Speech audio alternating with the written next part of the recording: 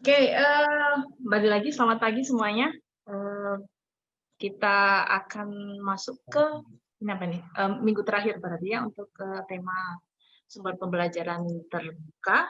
Mmm, yang saya hari ini ditugaskan oleh, panitia panitia untuk membicarakan mengenai seluk-beluk pembuatan dan publikasinya. Dalam hal ini tentunya artinya kan clearance, kan bagaimana bisa, eee legitimate sebagai, SPT yang nanti bisa dipublikasikan, oke?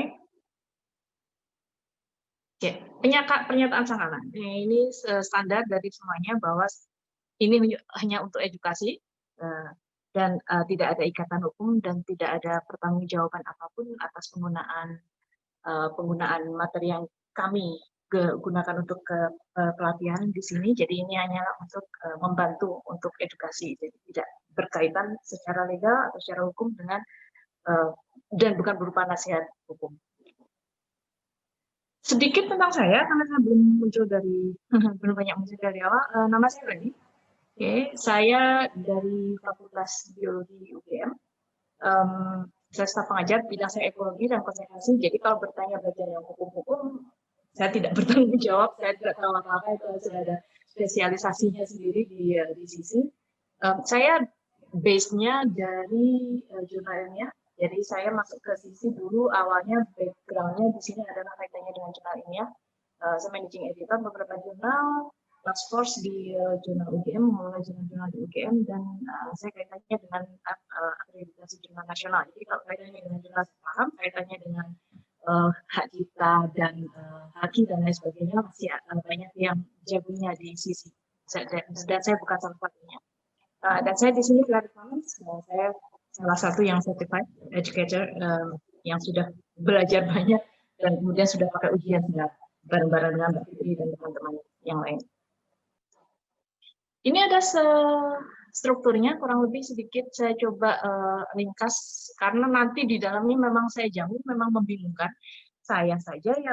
Kami saja semuanya itu masih harus banyak belajar bolak-balik kalau misalnya harus melihat bagaimana kompatibilitas lisensi, bagaimana nuance abu-abunya dari setiap lisensi itu. Jadi jangan khawatir kalau pertama kali teman-teman semua di sini begitu melihat bingung nggak karu-karuan, jangan khawatir, sama saya dulu juga pertama kali lihat juga ini apaan sih gitu kan. Tapi memang perlu sedikit-sedikit kalau sudah praktek nanti akan lebih nyantol di kepala. Jadi jangan panik kalau misalnya ini kok buat saya tidak masuk akal. Semuanya tidak masuk akal buat saya waktu awal-awal belajar lisensi sisi dulu. Oke. Kita tinjau ulang dulu SPT. Jadi yang sudah pada katam ini kan ceritanya mestinya mengenai aturan SPT. Nah, kita ingat bahwa SPT jika kita membuat SPT, jika kita membuat OIR atau SPT, itu syaratnya untuk bisa jadi OIR, untuk bisa dibilang bahwa itu merupakan SPT adalah 5R. Jadi retain, reuse, revise, remix, redistribute, ini adalah persyaratannya. Kalau materi yang kita buat kok tidak memenuhi salah satu dari 5R ini, berarti kita harus pikir ulang, itu bukan SPT. Nah, ingat sekarang kita kembali, jadi lisensi SPT yang kita buat harus kita publikasikan dengan lisensi yang sesuai dengan 5R ini. Nah, ingat lisensi yang sesuai dengan syarat 5R yang mana? Yang tidak saja, lebih cepat. Yang tidak sesuai adalah yang ada chat yang ada nama dengannya, yang ada ND-nya. Ada ND-nya, oke, paling gampang, oke. Yang ada ND-nya itu berarti nggak boleh jadi kita tidak boleh bukan tidak boleh, tapi kalau kita mau membuat bahan yang kita buat supaya masuk atau memenuhi syarat sebagai SPT, maka tidak boleh klausulnya ND. Nah, ini sudah disampaikan, ini hanya mengulangi, jadi paling tidak bebas di bawah, paling bebas di atas public domain, dan yang dua di bawah itu yang dianggap. Jadi ini bukan SPT, bukan gitu. Jadi dalam lisensi sisi ini segala sesuatu banyak nuansanya, dan yang dibilang adalah ND, kalau ada ND itu tidak dianggap sebagai SPT. Karena tadi lisensi ND tidak sesuai untuk melisensikan materi SPT yang kita ciptakan. Mengapa demikian? karena bagian revise dan remix-nya itu memerlukan clearance izin untuk mengadaptasi materi SPT yang kita buat. Kita lihat pembuatannya sekarang. Ini proses pembuatannya. Kita lihat kalau kita, ini kan proses pembelajaran ya, kita belajar dalam bentuk apapun, tidak harus sekolah, tidak harus kuliah, pembelajaran dalam bentuk apapun di rumah ke anak-anak kita atau ke tetangga kita misalnya, kita selalu mempunyai kebutuhan atas input untuk materi yang kita berikan ke orang lain. Nggak mungkin mengarang bebas, kita selalu mendapatkan itu sumber dari sekunder atau bahkan tersier. Nah, ini inputnya adalah berbagai macam, ada dari internet, dari buku, dari film, dari hasil digitasi, scanan, artikel jurnal, artikel yang media massa yang lainnya, juga tidak ilmiah. Nah, tapi ini nantinya adalah inputnya yang nanti di outputnya itu kita akan lihat bahwa nanti kita bisa membuat dokumen digital misalnya, atau website, atau video, atau film, atau handout atau modul yang misalnya kita bagikan fotokopi manual ke orang-orang yang mau kita sharing, kepada siapa kita mau sharing materi yang kita buat tersebut. Nah, cara membuat SPT itu idealnya itu kan kita buat semuanya sendiri. Kita buat teksnya sendiri, buat kalau bikin film-filmnya film sendiri, gambarnya sendiri, diagramnya sendiri. Idealnya adalah itu semuanya suaranya terganggu atau Mbak Fitri? Agak mendem Mbak tadi. Yang sebelumnya bagus. Nah, ini udah. Nah, udah. Ini Mbak Fitri aja atau yang lainnya juga? Semuanya Mbak, saya juga nggak kedengeran. Suaranya agak jauh. Suaranya agak jauh. Semua Mbak. Mungkin buat headset digeser dikit, digoyang dikit, Jack. Bentar, internetnya udah. Oke. Ya, kalau pakai headset, coca-cola, colok cabut, colok Kalau lagi. pakai headset kuatir kekerasan bagaimana kalau sekarang? Bagus. Sekarang atau ini kurang keras atau koneksinya? Saya yang khawatir koneksinya. Nah, ini lebih bagus nih. Sudah oke. Sekarang bagaimana? Oke, yang ini. Oke. Harusnya dijelasin. Jangan suka pakai headset. Oke, tadi cuma pendahuluan saja, jadi tidak masalah. Ini pakai koneksi UGM, kalau putus-putus salahin UGM ya.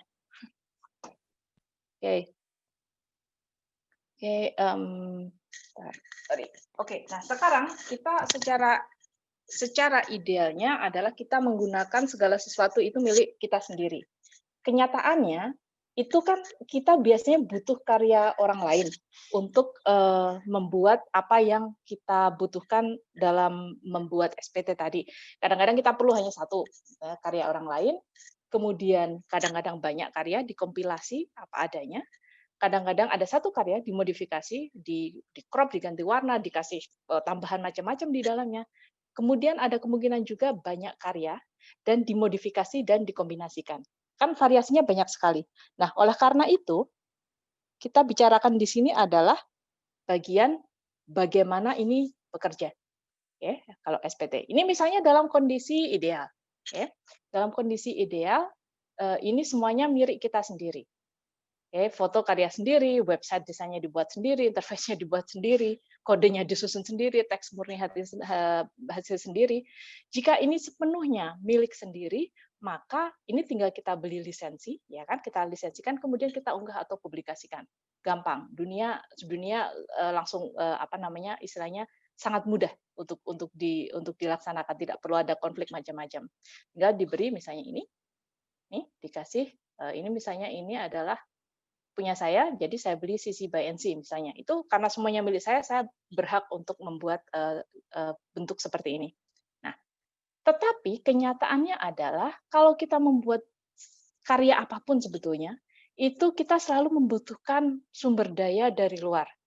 Jadi sumber daya eksternal.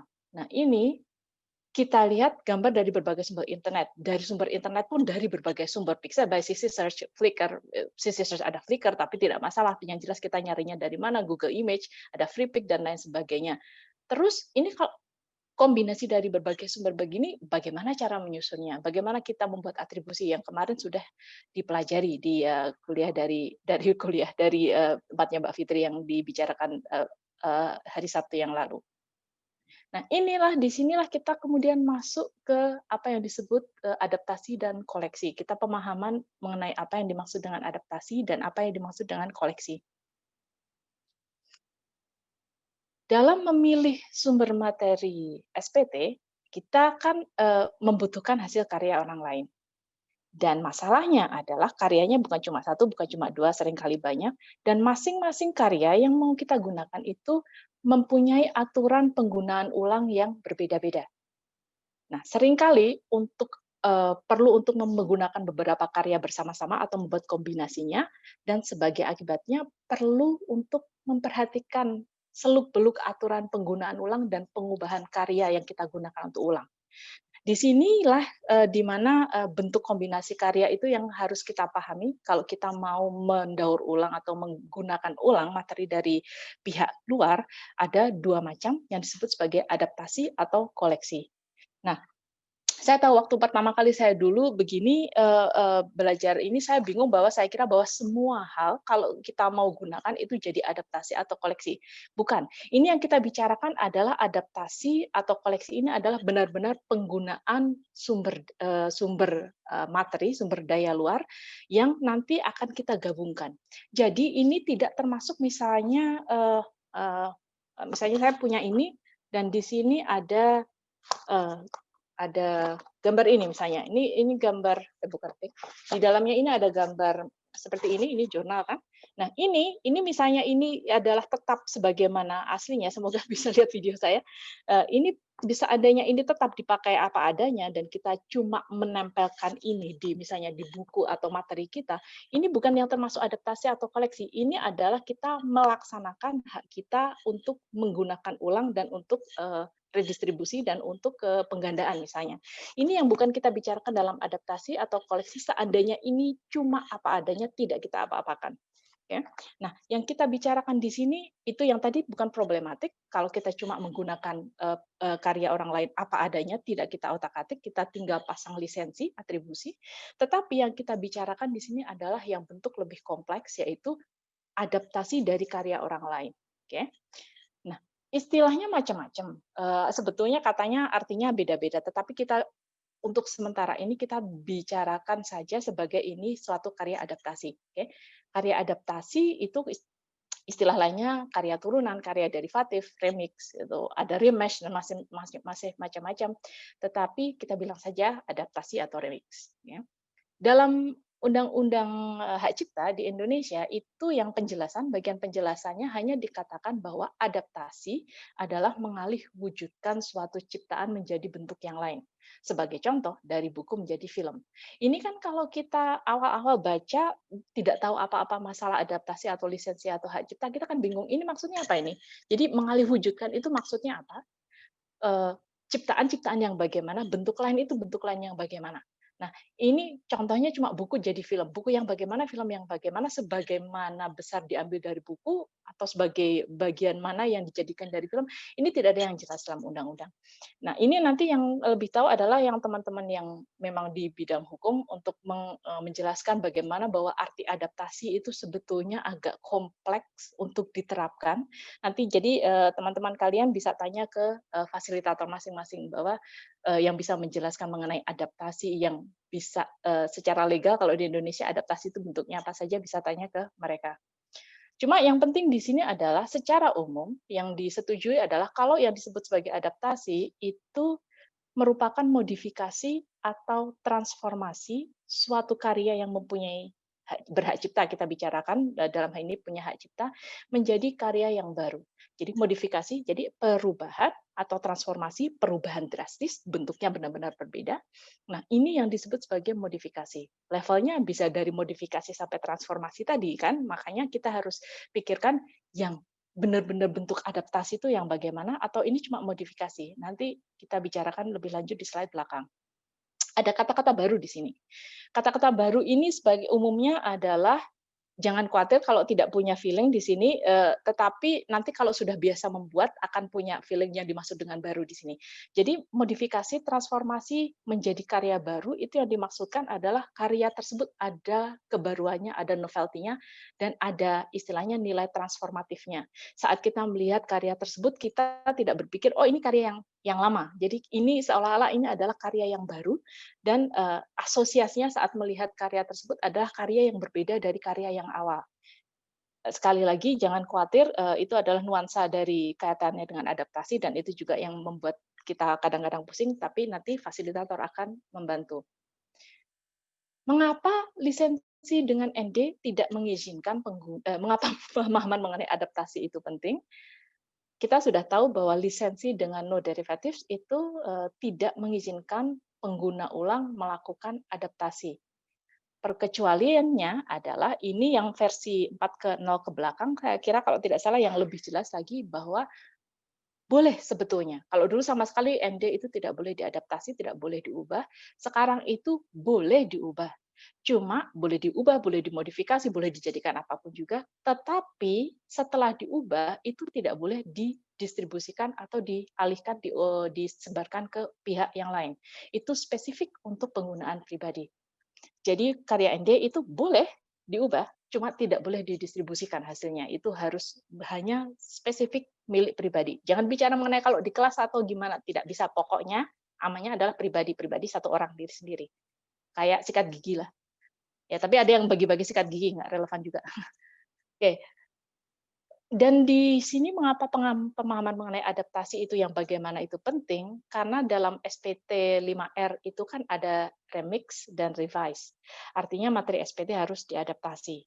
Kalau ada ada hal yang menyebabkan materi SPT tersebut tidak bisa diremix atau direvise, itu tidak bisa diadaptasi, itu artinya sudah tidak sesuai lagi dengan 5R-nya dalam SPT. Yang menjadi pertanyaan berikutnya adalah, nah terus kapan modifikasi suatu karya dapat disebut sebagai hasil adaptasi?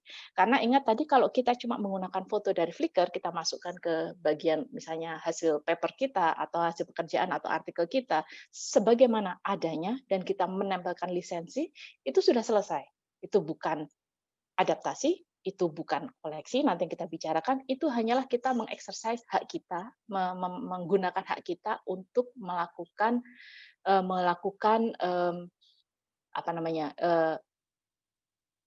apa yang disebutkan dalam lisensi CC berupa hak untuk menggunakan ulang dan mendistribusikan ulang atau menggandakan. Nah, untuk kriteria hasil adaptasi ini nanti kita bicarakan yang lebih lanjut lagi di belakang. Kalau disebut adaptasi itu satu karya atau gabungan dari karya yang telah mengalami modifikasi yang cukup sehingga menghasilkan keaslian atau kebaruan. Nanti kita lihat contoh-contohnya. Nah, karena yang dihasilkan dari adaptasi yang dari satu sumber tadi atau dua atau bermacam-macam menjadi hal yang baru itu menunjukkan keaslian atau kebaruan, nah maka ini yang membuat modifikasi tadi itu berhak mendapatkan hak cipta untuk karyanya tersebut. Jadi adaptasi itu menghasilkan hak cipta yang baru bagi pembuat adaptasinya. Masalahnya yang bermasalah di sini penting untuk diingat adalah karya adaptasi itu tidak dapat menggunakan karya dengan klausul atau ketentuan ND. Karena kalau ND sudah jelas tidak bisa diotak-atik. ND hanya boleh digunakan kalau misalnya kita mau gunakan materi atau apapun, tetapi apa adanya. Dengan klausul ND, tidak diotak-atik. Oke. Atribusi idealnya nanti ini yang agak kompleks dibandingkan dengan yang TASL kemarin, karena ini juga kaitannya dengan yang 4.0 dan kaitannya juga dengan adaptasi, jadi nanti agak kompleks, kita akan lihat sedikit. Idealnya memerlukan penyebutan sumber atau modifikasi yang dilakukan. Tadi Mbak Fitri sudah memberikan tautan ke best practice, bagi yang orang baru mungkin agak membingungkan, tapi yang penting itu adalah best practice, artinya praktek terbaik, tapi kalau tidak begitu ya tidak apa-apa, selama. Nah, nanti ada selamanya ini yang nanti kita bisa lihat di belakang. Kalau karya-karya yang kita gunakan itu merupakan gabungan sumber karya, bisa seluruhnya atau sebagian, dengan konten yang tidak diubah dengan cara apapun, meskipun atau format atau medianya berbeda, itu bukan adaptasi. Kalau kita cuma taruh semua gambar misalnya dalam satu halaman, kemudian kita gabungkan itu menjadi karya yang baru, itu tetap bukan adaptasi. Karyanya itu disebut sebagai koleksi. Dan tetapi kalau ada kebaruan dalam cara mengoleksi sumber-sumber tadi, itu bisa dilindungi hak cipta. Nanti kita akan bisa lihat contohnya. Jadi kalau yang namanya koleksi ini, pokoknya masing-masing mempunyai haknya sendiri, tetap mempunyai lisensinya sendiri. Dapat menggunakan karya berlisensi apa saja selama cocok, nanti kita bicara kompatibilitas lisensinya, dan termasuk di dalamnya ND. Kita bisa menggunakan karya dengan lisensi ND di dalam koleksi kita. Karena ND-nya tadi, karyanya tadi, itu kan semuanya tetap mempertahankan lisensi masing-masing. Koleksi itu pokoknya gambarannya seperti apa? Misalnya, di sini ada yang koleksi action figure di sini. Saya tahu di sini ada yang koleksi action figure, ya kan? Nah, itu ada banyak sekali ditaruh di lemari berjejer-jejer, itu kan koleksi. Nah, satu demi satu bisa dijual terpisah misalnya, karena itu adalah entitas yang berbeda-beda. Tetapi kalau misalnya adaptasi, itu sudah digabung jadi satu, lisensinya jadi satu, karya adaptasi. Nah, itu bedanya di sini. Semua orang bisa mempunyai koleksi yang bermacam-macam. Itu bayangannya adalah kalau di rumah kita ada yang koleksi buku, ada yang koleksi, kalau anak perempuan biasanya koleksi tas, misalnya zaman sekarang saya koleksi kucing. Nah, itu masing-masing entitasnya sama masing-masing unitnya itu terpisah, dan kalau dalam lisensi seperti ini, hak cipta dan lisensinya dipegang oleh masing-masing unit tersebut. Kalau adaptasi, itu semuanya jadi satu, dan satu menjadi satu lisensi yang baru. Nah, ini di sini karena demikian, NDA yang untuk koleksi itu bisa menggunakan yang no derivative. Ini contoh karya adaptasi, terjemahan, buku, textbook, novel, itu semuanya. Kalau saya tidak bawa contohnya di sini, tapi misalnya kita ada buku novel yang misalnya Harry Potter misalnya, di dalamnya kemudian ada hak ciptanya di J.K. Rowling, itu di bagian bawahnya nanti hak cipta terjemahannya oleh siapa, misalnya Gramedia, itu akan ada. Nah, itu adalah adaptasi, menimbulkan hak cipta yang baru. Artikel juga, buku, textbook, saya nggak punya juga di sini textbook. Video musik itu juga merupakan karya adaptasi karena dasarnya dari musik, maksudnya video musik itu video klip gitu loh. Jadi dasarnya musik ditambahin gerakan, nah itu yang merupakan karya adaptasi. Audiobook dari buku dibaca, kemudian direkam, dijual, itu adalah adaptasi. Gambar yang diedit seperti gambar di sini, Mona Lisa. Ini Mona Lisa yang mau bunuh diri, diguyur sama minyak, itu Gasolina ini juga merupakan karya adaptasi. Dan kita bisa lihat di sini transformasinya adalah, kita bisa lihat di background-nya, ini yang saya bilang kaitannya dengan kebaruan dan transformasi tadi, ini adalah satir, di belakangnya adalah kaitannya dengan kilang minyak dan pencemaran lingkungan. Oke, jadi ini tidak hanya sekedar main-main memodifikasi gambar Mona Lisa, tapi ini ada maknanya, ada artinya. Film berdasarkan buku atau game itu banyak. Harry Potter yang gambar di sebelah kanan ini, Lord of the Rings, Narnia, itu semuanya adaptasi ke film. Ada yang juga dari game, Mario Bros, Sonic, itu modifikasi adaptasi game ke film, Warcraft, Far Cry, apapun itu video gamenya, itu adaptasi juga. Dan aransemen musik atau dari karya yang sudah ada menjadi aransemen yang baru atau sampling, itu juga merupakan karya adaptasi. Yang suka hip hop akan sering mendengarkan ada sampling, metal sedikit samplingnya, jadi saya tidak tahu banyak. Oke, itu yang adaptasi. Ini adalah karya koleksi. Karya koleksi ada antologi, yang contoh pertama yang sebelah kanan ini adalah antologi surat cinta yang ditulis oleh tokoh sejarah terkemuka di antara lain ini, nama-nama besar ini. Mereka bikin surat cinta. Kemudian author penulis bukunya ini, John C. Kirkland, ini mengumpulkan semua surat-surat tersebut, menggabungkan menjadi satu buku, memberikan pengantar, memberikan konteks atas apa yang ditulis dalam buku tersebut. Dalam hal ini adalah surat cinta banyak tokoh sejarawan. Nah, ini yang disebut sebagai koleksi. Karena di dalamnya surat cintanya kan nggak diubah-ubah. Surat cintanya adalah apa adanya. Bahkan kemungkinan tulisan tangannya juga masih dipertahankan di situ. Nah, ini disebut sebagai koleksi. Dalam hal ini antologi. Gabungan puisi dalam satu buku itu juga antologi, komik strip dalam satu buku itu antologi. Dalam bahasa Indonesianya kita mengenal bunga rampai, ada bunga rampai puisi, bunga rampai cerpen, bunga rampai hasil penelitian dalam setahun sebuah lembaga, itu juga koleksi. Masing-masing isi dari bunga rampai tersebut itu hak ciptanya bisa jadi berbeda dan dipegang oleh orang yang berbeda dan tetap berada dalam posisi tersebut statusnya. Hak ciptanya tetap dipegang sebagaimana asalnya. Yang dibuat di sini, yang dilakukan di sini adalah hanyalah mengumpulkan dan menjadikannya sebagai suatu karya koleksi. Nah, ini dan ini boleh ND, boleh masuk ke dalam karya seperti ini karena tidak diubah-ubah.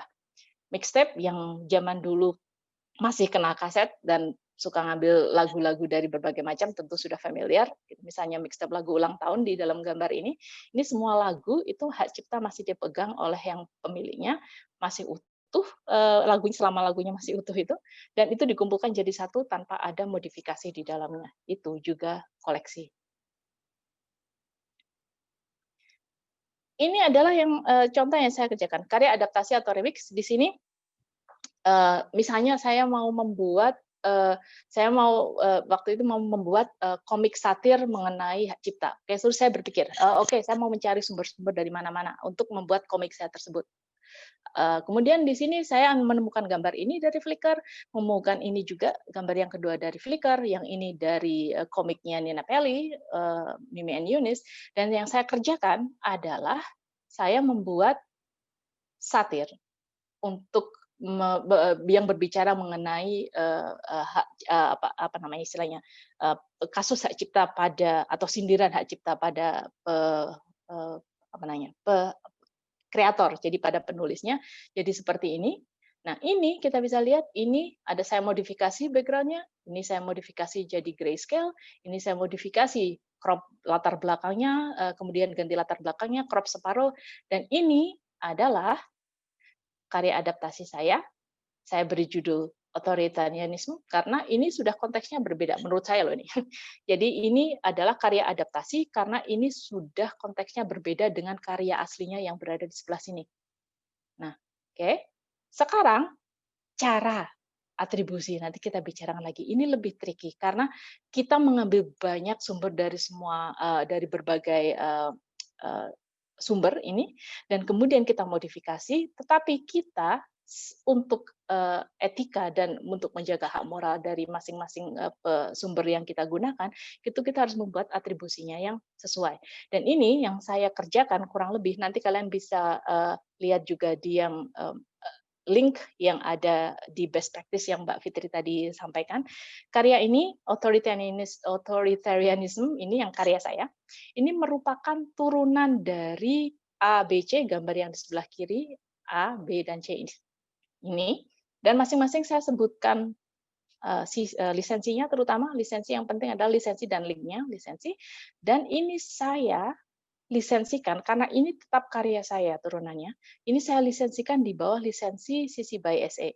Oke, atas nama saya dan waktu itu suami saya yang bantu cropping, jadi ini adalah hak cipta saya. Tapi hak cipta saya hanya terbatas pada ini, dan yang ini aslinya sumbernya semuanya tetap mempunyai hak cipta masing-masing, mempunyai lisensi masing-masing. Oke. Sekarang, kalau bukan adaptasi koleksi, kembali dengan sumber yang sama. Saya bilang, ini ternyata misalnya semuanya ND, misalnya, atau saya tidak pengen membuat komik yang adaptasi, saya cuma mau mengkompilasi semuanya. Dan misalnya hasilnya seperti ini. Oke. Ini hasilnya juga ada kebaruannya, karena ini misalnya saya tulis di sini apa ini? Sebuah koleksi komik kritik atas hukum hak cipta di USA. Ini cuma contoh loh ya, ini cuma asal nulis saja. Tetapi ini konteksnya adalah kritik. Oke, saya membuat koleksi yang konteksnya adalah kritik. Saya memberi judul otoritarian di sini, dan sebagai akibatnya, di sini sebut seperti dilihat ini tidak ada modifikasi, tidak ada modifikasi, tidak ada modifikasi. Saya cuma gabung menjadi satu komik besar, koleksi komik besar. Dan ini bukan adaptasi. Oke, ini bukan adaptasi. Ini saya sebut otoritarian, dan karena ini saya anggap mempunyai konteks yang transformatif, yang mempunyai kebaruan kaitannya dengan kritik, maka saya melisensikannya dengan atribusi yang kurang lebih sama seperti tadi. Saya sebutkan sumbernya, dan saya sebutkan lisensi itu saya tuliskan di bawah sisi by SE oleh saya, karena saya yang membuat. Nah ini, jadi ini karya saya, ini semua tetap masih milik dan lisensinya sesuai dengan pemiliknya masing-masing, tidak berubah, tidak ada yang berubah. Dan di sini kondisinya tetap juga sama seperti awalnya. Ini analogi adaptasi, oke. Karena di Jogja panas, hawanya kita bicara buah-buahan, ya. Kita bicara buah-buahan sekarang. Nah, sekarang kita lihat buah di sini. Kalau di sini ada berbagai macam buah begini, kalau kita mau membuat koleksi dari buah gini, hasilnya kira-kira apa? Rujak, Kalau kita mau, rujak. ya apa? Rujak, oke. Apalagi? Koleksi, ayo. Koleksi dari buah-buah ini berupa rujak, oke. Satu, apalagi? Sumber vitamin. Sumber vitamin. Bukan. Koleksi itu artinya harus gabungan loh ya, gabungan. Nah, ini yang berpikir terlalu jauh. Kita bicara mengenai buah, kita yang lainnya menjawabnya sebagai seolah-olah ini serius. Tapi tadi ada yang menjawab rujak. Kita lihat. Yang lagi populer, kalau ditambah mayones jadi apa? Salad. Kalau udah gitu udah salad buah, oke, tambah mayones, tambah keju. Kenapa ini koleksi? Karena kalau saya nggak suka, saya misalnya nggak suka saya nggak suka melon misalnya, itu kan bisa saya ambil satu-satu kan, saya ambil satu-satu dan itu masih bisa berubah dalam wujud aslinya. Yang menyatukannya itu adalah mayones dan kejunya tadi. Dan itu juga masih bisa dipisahkan dari komponen yang lainnya. Tadi ada yang menyebut kalau tambah gula Jawa jadi rujak. Itu rujak itu kalau saya hobinya mengambil mangganya dari rujaknya supaya mangganya kan asam sama kedodong saya nggak suka, saya ambil. Nah itu jadi masih merupakan koleksi karena masing-masing komponennya itu masih bisa dikenali. Oke? Ini tentunya bukan dalam kenyataannya, ini cuma contoh untuk menggambarkan apa yang dimaksud koleksi saja. Kalau adaptasi kira-kira bentuknya apa? Buah ini jadi apa? Smoothies, jus. Kalau udah kaitannya dengan makanan kita harus semangat, oke? Nah, kalau tambah susu, oke, itu bisa jadi smoothie tadi. Smoothie itu yang ada susunya ya, oke. Saya bilangnya jus buah nyebutnya. Dan bisa juga buat porridge, bubur buah. Ini bagian atasnya ini jangan dipikir ini hiasan, tapi ini buburnya benar-benar jadi blender buah plus susu. Nah, itu kalau mau ngambil, misalnya saya nggak suka pisangnya, bisa nggak ngambil pisangnya dari sini? Nggak bisa kan? Saya nggak suka bagian misalnya ini misalnya jus sayur misalnya, saya nggak suka parsley-nya, bisa nggak diambil dari sini? Kan nggak bisa. Nah, kaitannya dengan adaptasi dan koleksi ini kurang lebih gitu. Cuma gambaran itu seperti ini.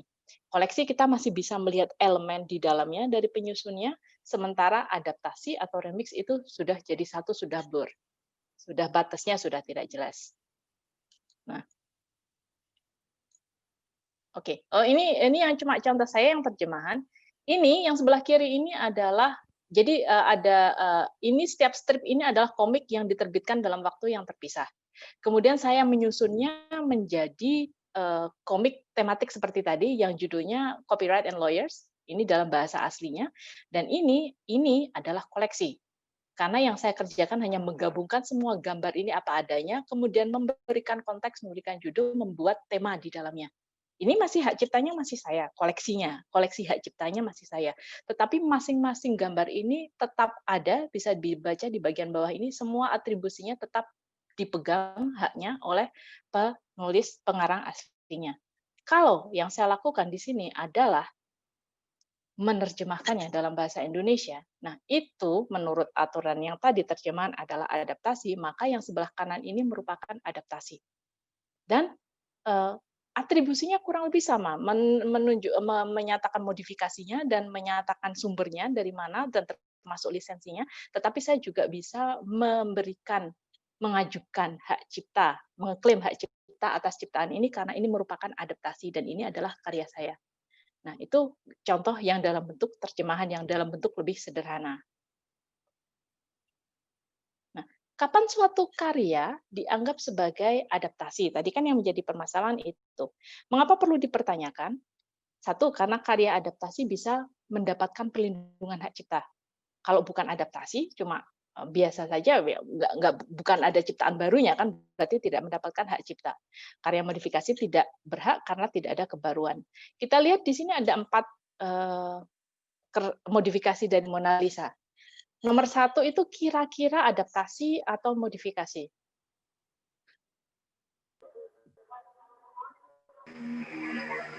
Modifikasi. Modifikasi. Oke, kalau nomor 2 kira-kira? Modifikasi. Oke, 3? Adaptasi. Adaptasi. Oke, 4? Modifikasi. Modif. Oke, udah mulai bingung jadi. Oke, jadi nah itu kan dari dalam artian tingkatannya adalah yang jelas nomor 3 itu jelas adaptasi. Sudah jelas karena ini nanti kita lihat lagi bagaimana atribusinya. Tetapi yang nomor 2 cuma dibilang ada orang langsung bisa bilang modifikasi gitu lah. Karena kenapa kira-kira? Kalau dibilang modifikasi kenapa yang nomor 1? Ya, mengubah Cuma saturasi aja. ganti warna aja. Oke, jadi itu cuma mengubah sedikit, oke. Ya, cuma itu mengubah sedikit. Nomor 2, kenapa itu modifikasi? Masih tampak seperti aslinya. Oke. Ingat tadi, itu benar. Tetapi ingat tadi saya bilang yang ada istilahnya pemberian konteks dan transformasi, oke. Nah, ini gimana kalau saya bilang? Saya nggak bilang benar atau salah ya. Gimana kalau saya bilang bahwa ini buat yang di bidang kedokteran mungkin tahu. Ini adalah perlambangan anonymity, jadi apa namanya penghilangan identitas untuk pasien yang tidak diketahui identitas, yang untuk menyembunyikan identitas pasien pada zaman segitu. Jadi ini adalah gambaran pada bahwa zaman dahulu itu untuk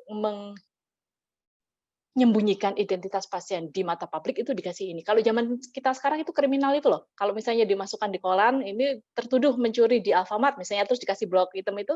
Nah, ini untuk kedokteran ini adalah dulu adalah lambangnya.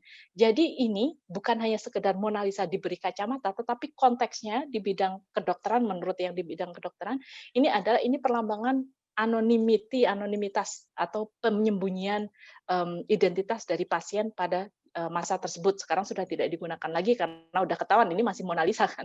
Tetapi ini artinya lebih hanya dari sekedar menambahkan hitam di matanya saja. Ini di belakangnya ada arti yang lain.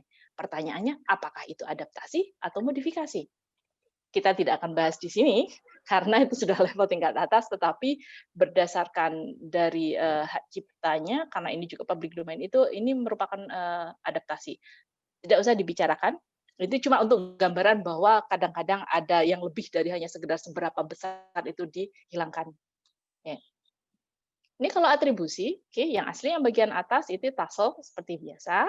Kemudian yang modifikasi sederhana, ini karya saya loh, ini karya saya yang ini, yang cuma ganti warna ini karya saya. Ini asalnya sama, ini tetapi ini yang atribusinya yang bawah yang saya bilang karena ini merupakan modifikasi sedikit, saya tidak berhak mengklaim hak cipta atas ciptaan atas modifikasi ini kan, karena tidak level modifikasinya kecil, ini bukan karya baru. Nah, tetapi di sini dalam lisensinya saya tulis warna diubah menjadi biru, saya beri aplikasi filter fotokopi. Ini untuk yang 4,0 itu wajib sebetulnya, nanti kita bicarakan lagi. Untuk karya adaptasi itu yang kompleks. Karena ingat kaitannya dengan etika, kaitannya dengan apa namanya ucapan terima kasih tanda kutip kepada atau apresiasi terhadap pencipta aslinya. Nah, ini kurang lebih gambarannya adalah menyebutkan sumber aslinya dan menyebutkan dari lisensi aslinya dan dari mana dia dan authornya, penciptanya.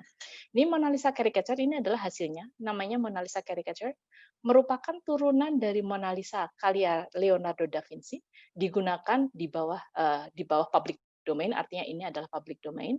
Dan kemudian Mona Lisa Caricature ini dilisensikan dengan lisensi Sisi Baiduano oleh Don Quixote. Artinya ini adalah yang memodifikasi, inilah yang memegang hak cipta atas karya modifikasi ini. Ini bukan hak cipta Da Vinci lagi, ini adalah hak ciptanya Don Quixote karena ini sudah merupakan karya adaptasi. Oke. Nah, tetapi ini masih punyanya Da Vinci yang atas, yang karya modifikasi dari saya itu masih punya Da Vinci dan saya tidak punya klaim hak cipta atas apa yang saya kerjakan karena cuma kerjaan males. Ini cuma contoh beberapa yang ini dari Creative Commons sendiri, beberapa kasus yang adaptasi versus bukan adaptasi. Oh, ini salah klik ya. Mohon maaf, ini kok jadi ukuran fontnya berbeda. Format shifting itu bukan adaptasi. Artinya misalnya kita punya buku PDF, kemudian kita print menjadi cetak seperti ini misalnya, itu bukan adaptasi, itu format shifting. Kemudian perubahan format file, PNG, PDF, dan variasinya selama itu tidak mengubah konten dan tidak mengubah esensi dari kontennya itu sendiri, itu adalah bukan adaptasi. Memperbaiki tanda baca, ejaan, typos, itu bukan adaptasi. Itu cuma ngoreksi namanya. Sinkronisasi musik, gambar bergerak, kita sudah tahu video musik itu adaptasi. Tidak peduli undang-undang dimanapun, katanya ternyata bahwa kalau ada sinkronisasi musik dan gambar yang bergerak, itu adalah adaptasi. Yang 4 dan 5 ini menggabungkan esai dari beberapa penulis menjadi kumpulan karangan untuk digunakan sebagai buku teks terbuka, open text book. Itu bukan adaptasi. Ingat kembali lagi, itu adalah koleksi. Okay? Bukan adaptasi. Selama itu hanya dikumpulkan, tidak diotak-atik isinya masing-masing. Menyertakan gambar yang berhubungan dengan teks seperti dalam posting blog, misalnya kita bicara mengenai masakan, kemudian kita menggunakan gambar dari Flickr, gambar smoothie tadi.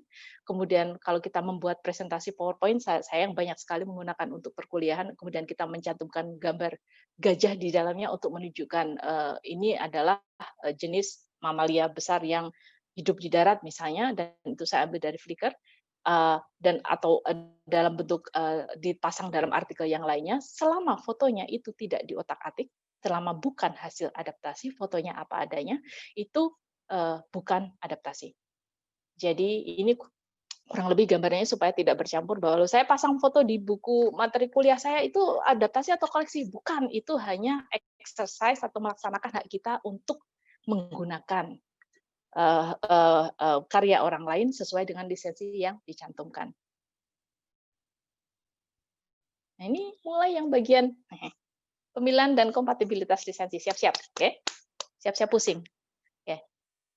Oke, kita sudah bagian ini sudah kita lewati. Pasti untuk karya adaptasi pertama cari yang berlisensi CC atau setara. Kita bicara lisensi CC aja, karena nanti kalau bicara lisensi yang setara itu udah levelnya udah bikin pusing. Jadi cari yang berlisensi CC untuk diadaptasi, kemudian pastikan dari karya-karya yang kita, kalau misalnya lebih dari satu, itu karya-karya yang kita gunakan untuk digabung tadi, itu lisensinya cocok satu sama lain. Ini yang akan kita bicarakan di bagian ini. Dan kemudian nanti hasilnya tadi, hasil yang kayak Mona Lisa dimodifikasi tadi, atau gambar yang saya authoritarianism itu tadi yang digabung jadi satu hasil, itu kan harus kita lisensikan. Nah, lisensi yang kita pilih untuk hasil adaptasi kita, itu pilih yang paling ketat atau restriktif di antara sumber-sumber yang kita gunakan. Nanti kita lihat satu persatu. Jadi, di sini. Oke, ini perlu direnungkan. Jangan khawatir, nanti ini perlu dilihat satu-satu. Tapi gambarnya di sini adalah kompatibilitas lisensi CC untuk karya adaptasi. Yang centang ini berarti bisa digabungkan. Oke, jadi misalnya yang sini ya, by, ini yang by, kemudian ini ada centang, ini berarti by cocok dengan public domain, cocok dengan by SE, cocok dengan by NC, tetapi tidak bisa dengan by ND, dan seterusnya. Trennya kita bisa lihat bahwa kalau mau memodifikasi, mau meremix, mau membuat ciptaan baru dengan cara adaptasi, semua di bawah ND itu silang. ND semuanya silang. ND silang, pokoknya NC ND sama by ND itu tidak bisa diotak-atik, tidak bisa digabungkan dengan apapun. Simple. Nah, tetapi yang jadi masalah ini kan yang diantaranya ini. Perhatikan bahwa modul SE, modul SA, itu tidak kompatibel dengan SA, tidak kompatibel dengan NC, dan tidak kompatibel dengan NC-SA. Oke? Dan semua yang karya modul ND tidak bisa diremix dengan yang lain. Kita spesifik bicara mengenai SE. Jangan khawatir, semua orang masih suka bingung dengan kaitannya dengan SE, kalau misalnya masih baru-baru. Nah, kenapa SA itu, share alike atau berbagi serupa ini susah mencari kompatibilitasnya? Oke, kita lihat di sini. Oke. Turun.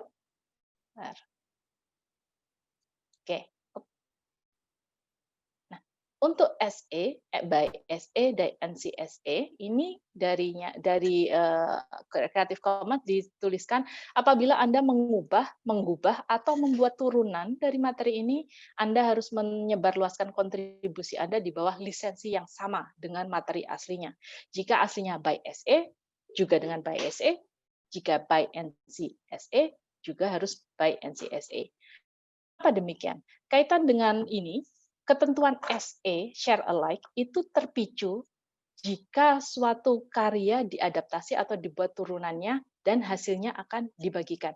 Maksudnya terpicu adalah bahwa begitu kita mengadaptasi suatu karya dan mau mendistribusikannya, misalnya mengunggah online, itu langsung kita harus, kalau ada karya di dalam yang kita mau unggah itu ada kata-kata SA, itu harus kembali ke SA lagi.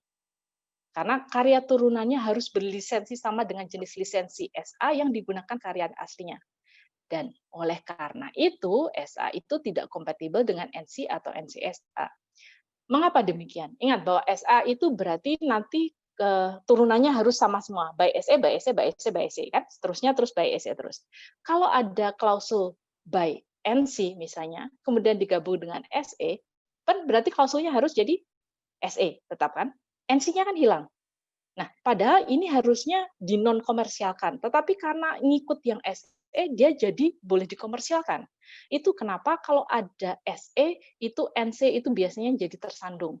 Karena kalau NCSE nggak masalah, boleh. Tapi kalau by SE sama by NC misalnya, jadi harus hasil turunannya by SE, terus NC-nya kan hilang. Padahal yang pemilik aslinya bilang ini nggak boleh dikomersialkan. Tetapi turunannya bisa dikomersialkan karena mengikuti yang by SE. Nah, pentingnya SE ini kenapa itu merupakan salah satu lisensi yang paling terbuka, karena dengan adanya kita memasang SE pada lisensi karya kita, sumber karya tersebut akan terus terlalu tersedia downstream-nya. Jadi kalaupun itu diadaptasi, diotak-atik, diubah seperti apapun, hasilnya akan tetap selalu tersedia untuk dimodifikasi orang yang lain. Karena ada kata-kata share alike tadi. Jadi ini untuk menjamin ketersediaan sumber materi yang asli tadi untuk dimodifikasi lebih lanjut. Oke, ini kembali lagi ke sini. Kalau begini, lisensi karya adaptasi ini apa? Untuk nurut dengan aturan tadi. Ingat, kan yang dipilih adalah, kan ada sisi by SE, kebetulan cuma ada 2. Mana yang dipilih untuk lisensi karya ini? Yang sisi by SE, kan? Karena dipilih yang paling ketat. Ya kan? Kalau misalnya ini sisi by SE, berarti sisi by yang ini itu berarti cover. Artinya akan selalu mendapatkan atribusi. Tetapi kalau adaptasi karya ini berupa sisi by, yang SE tidak tercover. Itu yang dimaksud dengan kalau misalnya kita menggunakan ada 20 macam sumber, kemudian kita menjadikan modifikasi, lisensi adaptasinya paling mudah. Tentunya ada yang agak lebih rumit lainnya, tapi paling mudah adalah pilih lisensi yang paling ketat. Yang itu yang untuk melisensikan hasil adaptasi kita. Jadi kalau misalnya di sini ada sisi, wah kalau udah SE itu nggak bisa kemana-mana. Jadi misalnya ini ada sisi by NC, sisi by NC SE, maka yang diambil adalah sisi by NC SE. Mana yang paling ketat itu yang dipilih. Kita kembali ke buah. Oke. Musim panas, kita kembali ke buah. Ini bayang-bayangannya aja. Kalau misalnya kita mau membuat adaptasi, jadi membuat smoothie, adaptasi kan dalam bentuk smoothie tadi, membuat jus buah. Kalau saya memilih kiwi yang sisi by NC, itu cocoknya sama buah yang mana coba? Untuk membuat smoothie-nya. Udah mulai berpikir. Kiwi cocoknya sama siapa kalau mau dibuat smoothie? Apel. Pisang. Banana. Oke, banana. Oke, ayo, ini udah mulai salah itu. Ada yang bilang banana, ada yang bilang pisang. Ini yang cocok loh ya. Pear. Yang kompatibel. Pear. Oh, Pear. bukan bikin Pear. ininya ya. Pertama kali susu dulu. Kalau mau bikin smoothie susu dulu. Oke. Susu dulu, public domain kan. Oke. Kemudian apa tadi bilang? Ada bilang pear. Oke, pear cocok. Terus apa lagi? Pear. Udah, pear udah masuk. Apalagi yang cocok, ayo. Ada lagi nggak? Ada lagi nggak yang cocok? Jeruk. Apel. Andy, jeruk tuh. Ayo. Oke, apel. Oke. Ini bukan apel, ini bukan apel, ini mangga. Hah? Oh, udah ganti, Bu, sekarang. Mangga. Oke, itu mangga itu. Cuma ini mangga Peru kayaknya jadinya mana. Oh ya, sorry, bener ini mangga Peru. Jadi pada bikin bingung. Ini mangga. Oke, kita sekarang mau bikin jus semangka. Cocoknya sama buah apa? Jeruk. Jeruk. Ini banyak harus belajar ini. Ini pada harus banyak belajar ini. Ayo. Ini yang paling gampang soalnya. Ayo. Susu. Semua Nggak boleh. boleh itu mah nggak. Mangga. Sama susu aja. Semua boleh. Betul. Jadi Bir. betul. Jaga itu. Oke, faktanya adalah karena dia sendirian. Nggak boleh. Lepas dari public domain. Kalau tadi ND tidak bisa dimodifikasi dengan public domain. Kalau dimodifikasi berarti kan harus dia kan ND kan tidak boleh diapa-apain. Kalau digabung sama susu, gabung sama public domain, berarti kan ya kan kalau misalnya ini semangka itu dijadikan smoothie campur sama yang lain itu sudah ND. Itu sudah derivatif. Berarti kan tidak boleh. Oke, nggak boleh. Kalau ada kata-kata ND hindari digabung. Oke. Berarti jebakan ya. Jebakan. Sepertinya paling gampang kalau ada kata-kata ND pokoknya hindari. Jangan bikin smoothie semangka. Oke. Pisang sekarang. Mangga. Oke. Apa lagi? Pisang sama susu aja, sama susu. Oke. Ini kayak dari pesan di restoran aja. Public Ini domain. harus cocok ya kan? Oke. Public domain. Ingat tadi ada yang bilang apa ya tadi? Ada yang bilang mangga. Kalau ada kata SE dan kemudian ada kata-kata NC itu agak susah. By SE kemudian by NC, SE itu masih yang ini tidak bisa. Lihat nanti di kompatibilitasnya bahwa nanti ini by sama by SE. Kalau sudah ada kata-kata NC tadi yang kita sudah bicarakan, nanti kepetok di klausul NCSE-nya. Misalnya ini mangga saya masukkan ke sini NCSE, kemudian produk smoothie-nya ini jadinya lisensinya apa? Kalau misalnya mangganya saya masukkan ke sini. Hasil akhir smoothie-nya apa namanya? Lisensinya. Nggak boleh Ya dijual. ingat lisensi yang paling Betul. By restriktif. Berarti NCSA. by NC. Mangga. Ya, oke berarti kan kalau mangga masuk ke sini, berarti hasil smoothie ini kalau mangga dimasukkan hasilnya lisensinya by NCSA. Oke. Masalahnya yang ini pisang ini kan juga SE. Berarti ini harus diulang lagi. Ya kan ada kata-kata SE berarti ini harus by SE untuk muncul lagi. Ada kata-kata SE lagi, ini SE harus muncul lagi. Nggak kompatibel kan? Kan berantem nanti.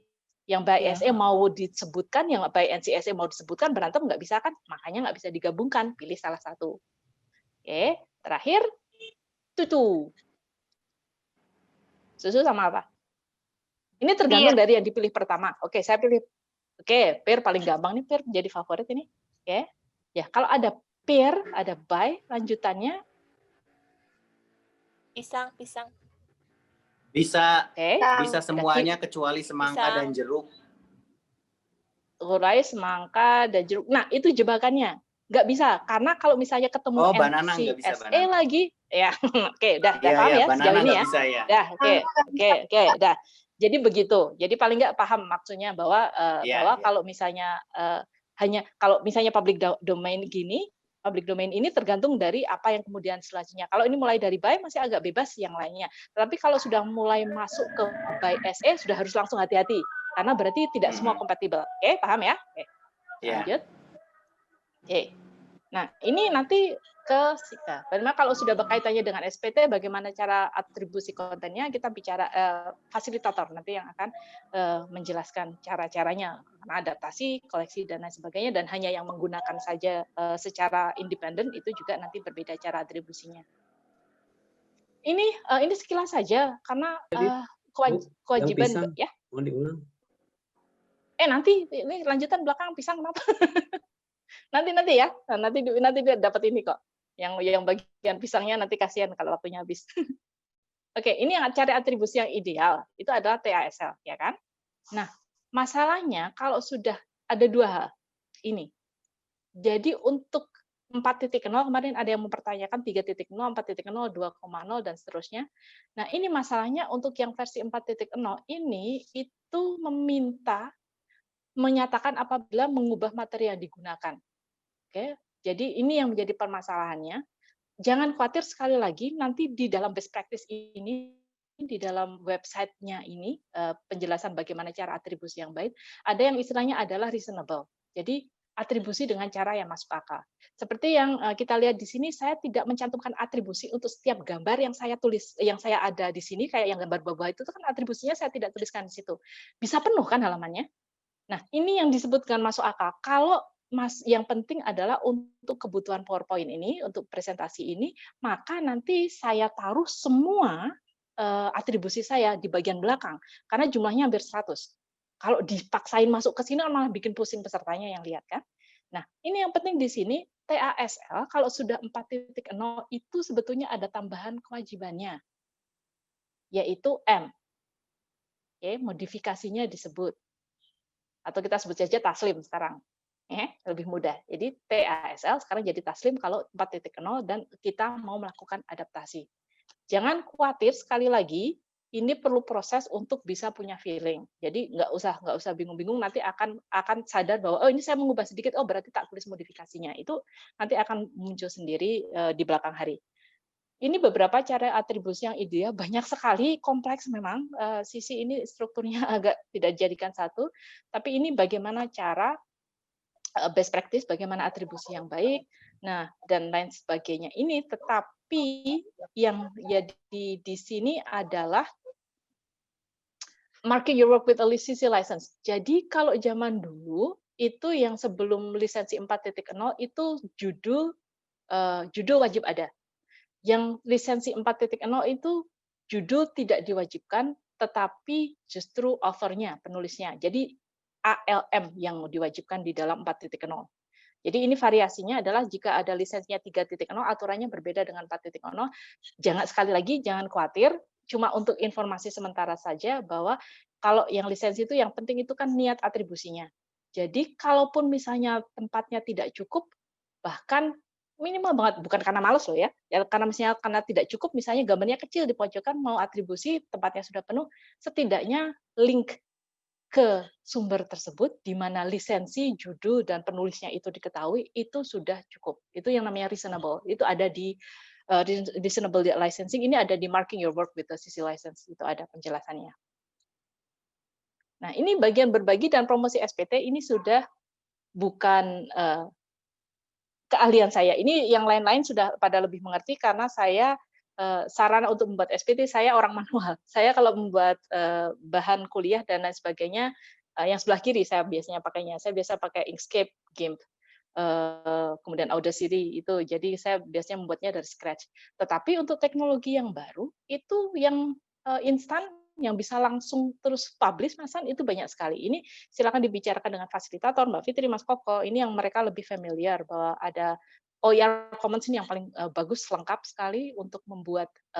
Jadi misalnya di situ kayak bikin blog itu loh, kayak yang punya apa ya, Facebook atau Instagram kali ya, saya nggak punya. Itu sudah ada tempat-tempatnya sendiri dan nanti mereka ini programnya akan yang menatakan bagaimana hasil SPT yang dibuat tadi. Jadi ini otomatisnya.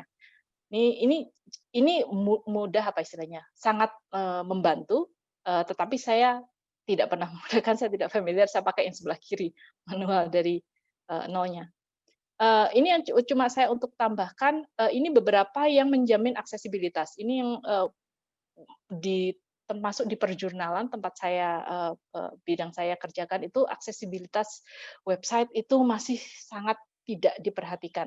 Aksesibilitas bukan bisa diakses loh ya, bukan open access yang dimaksud. Ini adalah praktek pembuatan situs web supaya dapat digunakan oleh sebanyak mungkin orang. Jadi sebisa banyak mungkin orang bisa mengakses. Dalam hal ini orang yang difabel, blind, buta warna, tuli, buta, itu harus bisa mengakses website. Itu yang dimaksud aksesibilitas. Manula, jadi harus fontnya besar misalnya, itu bagian dari aksesibilitas. Responsif, jadi kalau kita punya sekarang website kok pakai HP harus dibolak-balik begini, nah itu sudah namanya tidak aksesibel. Koneksi lambat, jadi kalau kebanyakan gambar yang besar-besar itu tidak accessible bagi orang-orang yang tinggalnya di puncak gunung dan koneksi internetnya lambat, karena kan berarti ditampilkannya kan lama sekali. Nah, ini beberapa itu Merlo Content Builder ini bagus untuk yang aksesibilitas. Floe Open Author dari OER Commons juga, dan Softchalk itu ada petunjuknya bagaimana membuat yang aksesibel, warnanya bagaimana, ukuran fontnya seperti apa, jenis fontnya seperti apa. Saya kira ini sudah ada di guidelines-nya. Ini terakhir, sarana berbagi dan promosi karya SPT. Jangan salah untuk berbagi, kalau kita sudah bikin SPT kan harus disebarkan, kalau disimpan untuk diri sendiri namanya kan diary itu kan. Jadi caranya untuk berbagi SPT itu paling mudah adalah email. Email itu juga merupakan sarana. Tapi zaman sekarang mengemail SPT ke 5.000 orang gitu, mau nunggu kapan selesainya kan.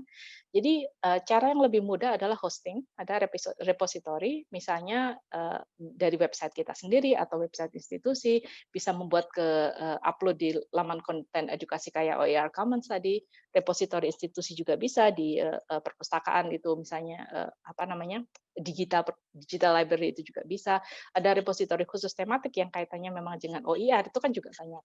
Nah, tetapi yang penting di sini ini fasilitator nanti yang akan lebih banyak tahu mengenai tipe-tipe di mana yang hostingnya yang lebih bagus. Tapi yang penting ini adalah publikasi ke platform berbagi konten ini akan meningkatkan visibilitas. Jadi biar orang lebih banyak yang membaca dan mengenal. Jadi promosinya itu lebih bagus kalau kita upload ke konten ke hosting yang memang fokus di bagian ini. Jadi akses ke karya kita lebih banyak. Ini di perjurnalan juga banyak. Kalau di perjurnalan istilahnya biar citasinya lebih banyak. Nah, ini maksudnya visibilitas supaya meningkat itu di sini.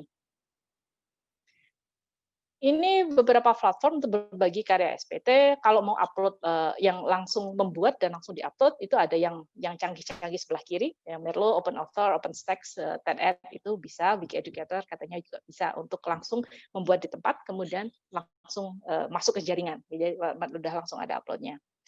Kalau yang mau lebih sederhana, Google Drive, pakai SlideShare, pakai YouTube atau Vimeo, kalau belum diblok, nggak tahu kayaknya masih diblok, Internet Archive, Blogger, itu semuanya sama Flickr, itu semuanya bisa digunakan untuk mengunggah materi SPT kita.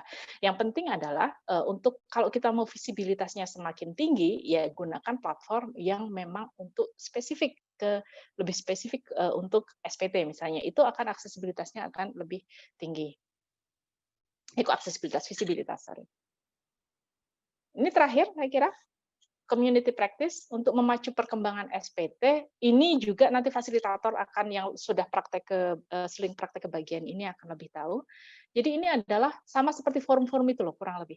Jadi ini adalah komunitas praktisi OER, nanti yang berkumpul di dalam forum, jadi bisa sharing, bisa belajar, bisa berbagi ide, strategi, berbagi materi untuk mendukung penggunaan SPT. Nah ini dengan bergabung di community of practice ini, di komunitas praktisi OER ini, SPT ini, nanti kita akan lebih bisa ikut dalam upaya adopsi pendidikan terbuka. Nah itu di sini tujuannya di sini dan bisa saling tukar pikiran juga kan diskusi di sini. Ini beberapa hanya yang paling terkenal selalu saja OER Commons, Open Education Community of Practice itu ada. Kemudian ada CCC OER itu juga untuk sharing, konsorsium untuk sharing masalah SPT. Ini cuma contoh OER Africa Community of Practice. Indonesia mungkin juga punya. Nanti fasilitator nanti akan yang lebih menjelaskan lebih banyak lagi. Oke. Itu sekian saja dulu, nanti akan lebih banyak diskusinya kalau kaitan kompatibilitas ini, jangan khawatir, ada yang mendampingi. Ini yang saya lakukan untuk kredit, kaitannya dengan atribusi, karena gambar yang saya gunakan banyak sekali. Ini presentation team, dan ini bisa dilihat cara saya mengatribusi, karena banyak sekali saya taruh di belakang. Oke, ini jadi semua gambar-gambar, dan ini tidak masalah, ini adalah yang reasonable kalau untuk saya, nggak bisa dipaksakan di dalamnya. Ya. Oke, ini adalah beberapa referensi yang saya gunakan. Dan sekian presentasi saya. Terima kasih atas perhatiannya. Kita bisa lanjutkan di diskusi. Mbak Fitri, terima kasih. Oke, terima kasih banyak Mbak Deli. Wah,